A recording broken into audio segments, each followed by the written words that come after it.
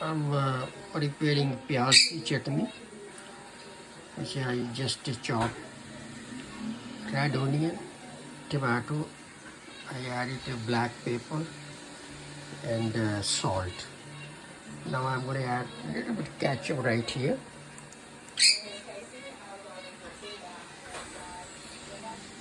So a little bit olive oil and little bit vinegar. So here is a vinegar. That's it. It can be used lemon also. So there is so many ways to make this very tasty. When it will be mixed, I will use with fried fish.